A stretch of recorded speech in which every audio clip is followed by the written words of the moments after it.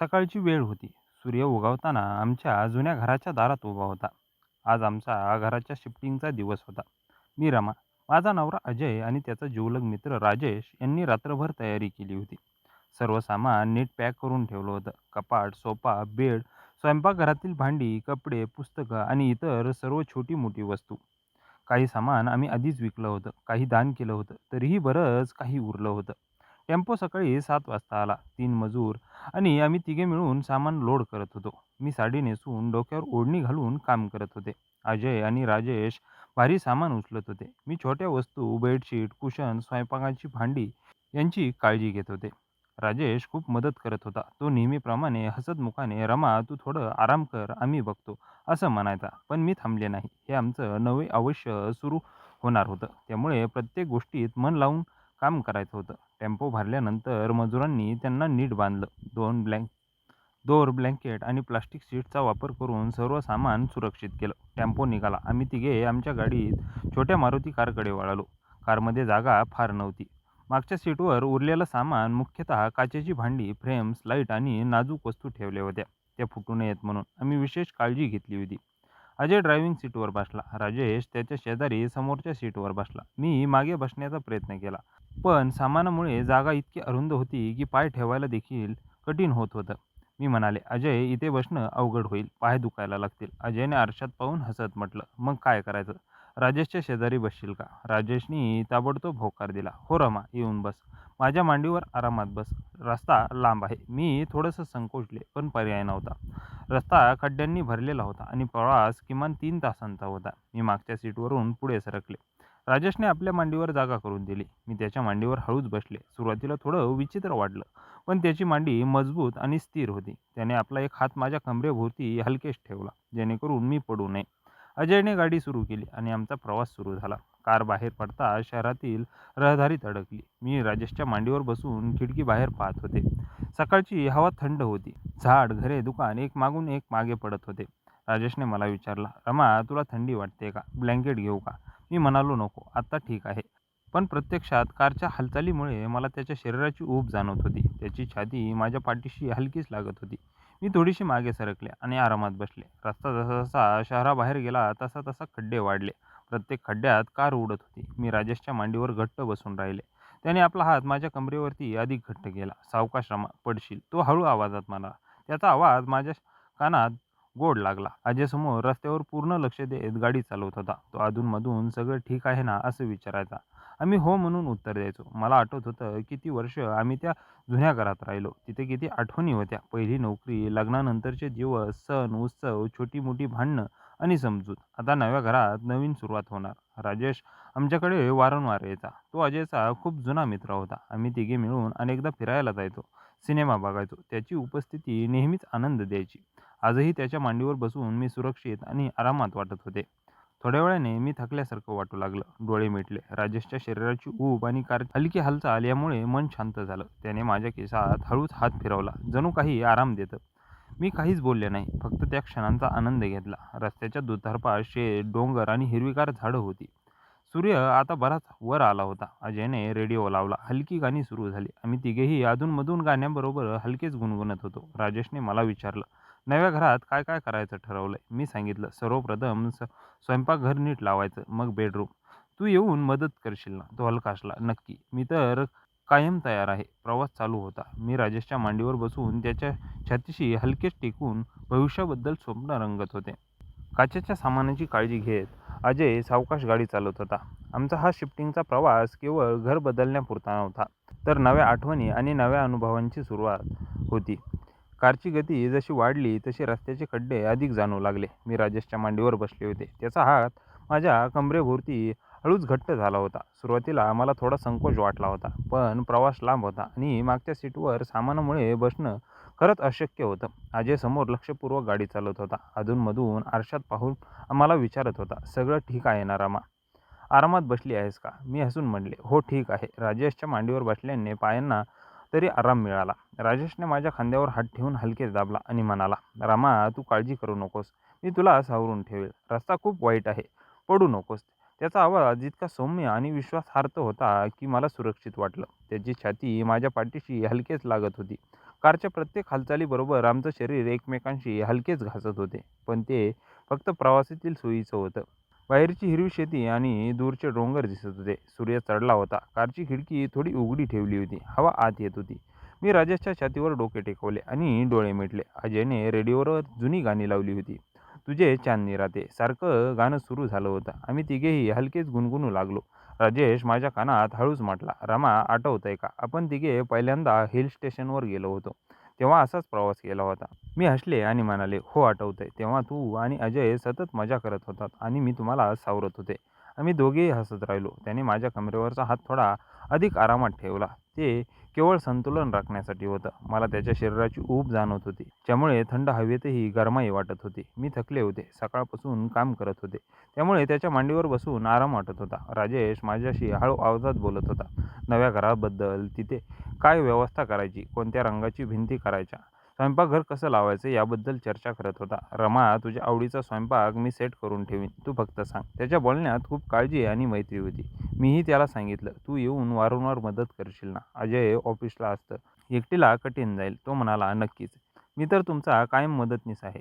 Car जशी जशी पुढे जात होती तसा तसा प्रवास आणि अधिक सुखद वाटू लागला होता. खड्ड्यांमुळे कार उडत होती, पण राजेश मला घट्ट धरून ठेवायचा, त्यामुळे मला भीती वाटली नाही. मी त्याच्या खांद्यावर डोकं टेकून बाहेर पाहत होते.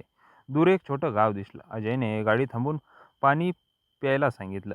आम्ही सर्वजण उतरलो. राजेशने मला हात धरून उतरण्यास मदत केली. आम्ही चहा घेतला, थोडं खाल्लं आणि पुन्हा निघालो. पुन्हा बसल्यावर मी राजेशच्या मांडीवरच बसले. आता मला पूर्ण आराम वाटत होता.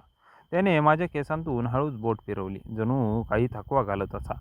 आम्ही आठवणींमध्ये हरवून गेलो. जुने दिवस, आमचे छोटे मोठे कार्यक्रम, सण आणि राजेश कसा नेहमी आमच्यासोबत असायचा याबद्दल बोलत होतो. अजय अधूनमधून बोलण्यात सामील होत होता. तुम्ही दोघे इतके बोलत आहात, मी ड्रायव्हिंग करतोय, तरीही असं हसत म्हणाला. मला जाणवत होतं की हे केवळ शिफ्टिंगचा प्रवास नव्हता. हे मैत्री, विश्वास आणि नवीन सुरुवातीचं प्रतीक होतं. राजेशच्या मांडीवर बसून मी भविष्याबद्दल स्वप्ने पाहत होते. नव्या घरात आम्ही तिघे मिळून किती मजा करणार, नव्या शेजाऱ्यांशी ओळख करणार, नव्या आठवणी तयार करणार. त्याची ऊब आणि त्याचा सौम्य स्पर्श यामुळे मन शांत झालं होतं. रस्ता अधिक चांगला झाला तशी गाडी गुळगुळीत चालू लागली. मी डोळे मिटून त्याच्या छातीशी टेकून राहिले. राजेश हळूच माझ्या हातावर हात ठेवला आणि म्हणाला, रमा, तू खूप थकली आहेस, थोडा वेळ झोप.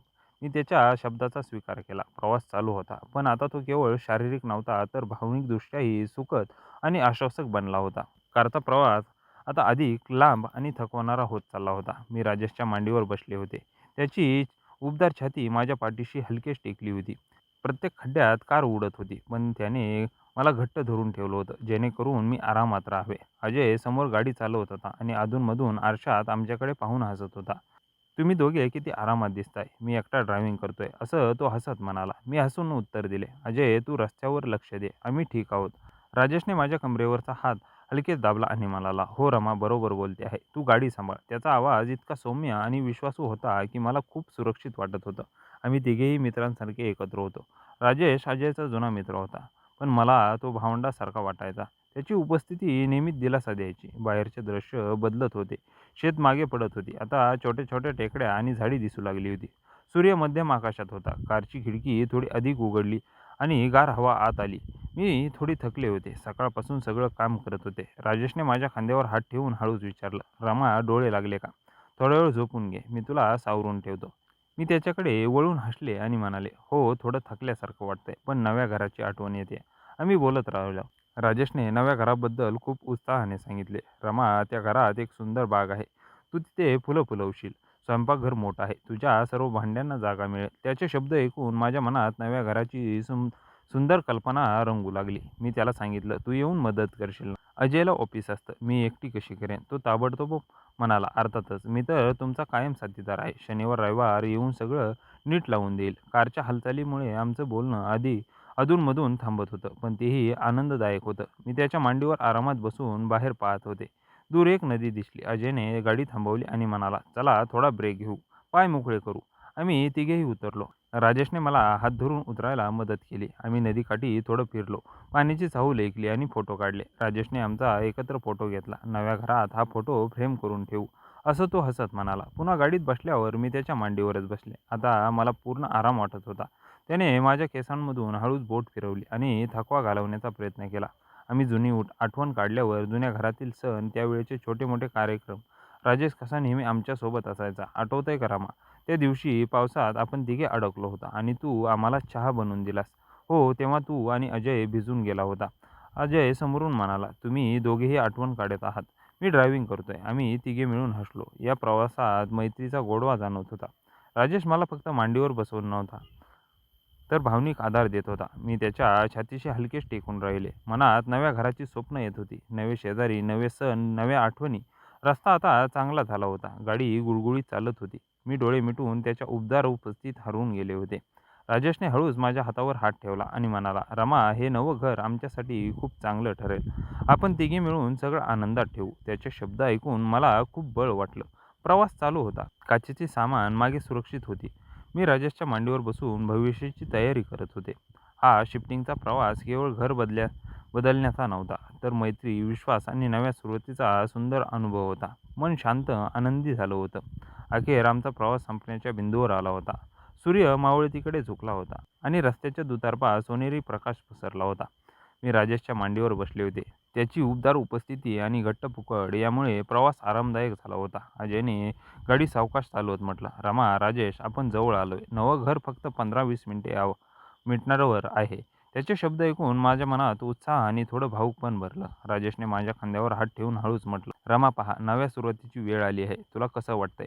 मी त्याच्याकडे वळून हसले आणि म्हणाले, "खूप छान वाटतंय राजेश. तुझ्या आणि अजयच्या मदतीमुळे हा प्रवास सुखद झाला. नाहीतर एकटीला खूप कठीण गेलं असतं." त्याने माझ्या हातावर हात ठेवला आणि म्हणाला, "आपण तिघे एकत्र आहोत. म्हणूनच सगळं शक्य होतं. नव्या घरातही वारंवार येईल. काळजी करू नकोस." कार शेवटच्या टप्प्यात आली. रस्ता आता शांत आणि सुंदर झाला होता. दोन्ही बाजूला हिरवी झाडं आणि छोट्या छोट्या बागा दिसत होत्या. अजयने गाडी एक नवीन सोसायटीत वळवली. नवं घर समोर दिसताच माझ्या डोळ्यात आनंदाचे अश्रू तरळले. ते घर छोटंसं पण सुंदर होतं. 2 बेडरूम, मोठी बैठक, स्वयंपाकघर आणि समोर एक छोटी बाग. टेम्पो अगोदरच पोहोचला होता आणि मजूर सामान उतरत होते. गाडी थांबवली. राजेशने मला हळूच उतरण्यास मदत केली. माझ्या पायाला थोड्या मुंग्या आल्या होत्या, पण त्याने मला सावरलं. अजयनेही उतरून आमच्याकडे पाहून हसत म्हटलं, "चला, आपण नवं घर बघूया." आम्ही तिघे मिळून आत गेलो. घरात स्वच्छ हवा आणि नवीन वास येत होता. काचेची सामान राजेशने विशेष काळजी घेऊन उतरवली आणि आत नीट ठेवली. मी स्वयंपाकघरात गेले आणि भांडी व्यवस्थित लावायला सुरुवात केली. राजेश आणि अजय भारी सामान उचलून बेडरूममध्ये नेऊ लागले. मी त्यांना चहा बनवून दिला. आम्ही तिघे बैठकमध्ये बसलो होतो आणि नव्या घराबद्दल बोलू लागलो. "रमा, उद्या मी सेल्फीस लावून देईन," राजेश म्हणला, "आणि रंगकाम आणि फर्निचर व्यवस्थित बघेन." अजयने जोडलं आणि मी त्यांच्याकडे पाहून म्हणाले, "तुम्हा दोघांशिवाय हे शक्यच नव्हतं." आजचा प्रवास मला कधीच विसरणार नाही. राजेशच्या मांडीवर बसून बोलत, आठवणी काढत, स्वप्न रंगवत आम्ही इथे पोहोचलो. संध्याकाळ झाली. आम्ही एकत्र जेवण तयार केलं. नव्या स्वयंपाकघरात पहिलं जेवण खूप गोड लागलं. राजेशने आम्हाला मदत केली, गाणी लावली आणि हसत राहिला. जेवणानंतर आम्ही बागेत थोडं फिरलो. आकाशात तारे चमकत होते. मी मनात विचार केला, जुन्या घरातील आठवणी सोबत घेऊन आम्ही नव्या घरात आलो होतो. राजेशची मैत्री, अजयचा विश्वास आणि आमचा एकत्रित प्रयत्न यामुळे हे शक्य झालं. रात्री उशिरा राजेश घरी जाण्यापूर्वी म्हणाला, "रमा, उद्या सकाळी लवकर येईन. विश्रांती घे." मी त्याच्याकडे पाहून म्हणाले, "धन्यवाद राजेश. आज तू खूप मोठी मदत केलीस." तो हसला आणि निघून गेला. अजय आणि मी घर नीट लावत राहिलो. बेडवर पडल्यावर आमचा सगळा दिवस डोळ्यांसमोर उभा राहिला. सकाळची धावपळ, टेम्पो कारचा प्रवास, राजेशच्या मांडीवर बसून झालेल्या गप्पा, नवीन घराची पहिली झलक. हा शिफ्टिंगचा दिवस केवळ घर बदलण्याचा नव्हता. तो मैत्री, कुटुंब आणि नव्या आशेचा दिवस होता. मी डोळे मिटले आणि मनात विचार केला, उद्या नव्या सकाळी, नव्या घरात, नव्या उमेदी सुरू करू. राजेश आणि अजय सारखे साथीदार असल्यामुळे काहीही कठीण नाही. मित्रांनो, मला आशा आहे की तुम्हाला आमची कथा आवडली असेल. जर तुम्हाला कथा आवडली असेल तर व्हिडिओला लाईक करा. चॅनलवर नवीन असाल तर चॅनलला सबस्क्राईब करा. आणि हो, कृपया नोटिफिकेशन बेल दाबायला अजिबात विसरू नका, जेणेकरून पुढील अपडेट सर्वप्रथम तुम्हाला मिळेल. आपण संपूर्ण कथा वाचली, ऐकली त्याबद्दल आपल्या सर्वांचे मनापासून आभार.